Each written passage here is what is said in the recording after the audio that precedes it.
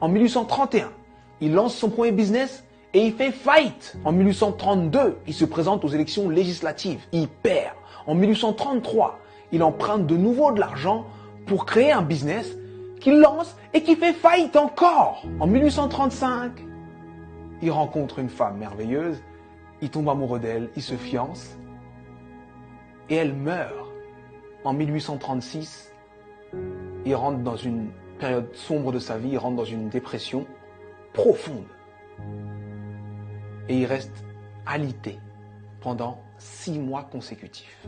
Mais il se relève. Il se relève et cette même année, 1836, il se représente aux élections législatives et il perd de nouveau. En 1840, il se présente pour être électeur. Il perd. Et en 1842, il rencontre la femme avec qui il va finir sa vie, sa femme. Il tombe amoureux, il se fiance, il se marie et elle lui donne 4 enfants.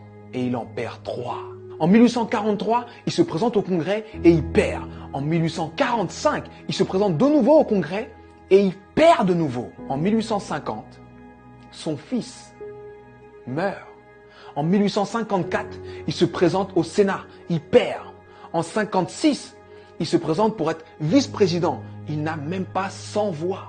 En 1958, il se présente de nouveau au Sénat et il perd de nouveau. Et en 1960, Abraham Lincoln est élu président des États-Unis d'Amérique.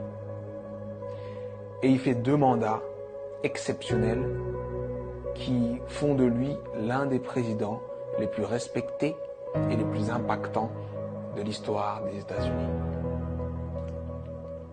C'était important que je te raconte cette histoire. C'était important que je te raconte cette histoire parce que on voit le héros, mais on ne voit pas les coulisses de la réussite. Il faut que tu acceptes les coulisses de ta réussite. Peu importe la difficulté, peu importe ce qui se passe, peu importe ce que tu dis, sache que tant que tu respires, ton but t'attend. Tant que tu respires, ton rêve t'attend. Et je vais te dire une chose que je veux que tu gardes dans ta tête et dans ton cœur le plus longtemps possible et que tu te répètes le plus souvent possible. Les épreuves que tu trouves sur ton parcours sont adaptées à ton potentiel. Les petits potentiels ont de petites épreuves. Les gros potentiels ont de grosses épreuves. On peut tous, dans nos vies, prendre des feuilles, noter les dates des moments les moins drôles de nos vies, les moments les plus difficiles de nos vies, et faire une liste comme celle que je viens de faire pour Abraham Lincoln. Mais sincèrement, je pense que Abraham Lincoln faisait l'inverse. Pour avancer dans les coulisses de la réussite, pour avancer face à toutes ces épreuves, il faut se focaliser sur ce qu'il y a de bon, de positif, et ce qui nous donne envie d'avancer.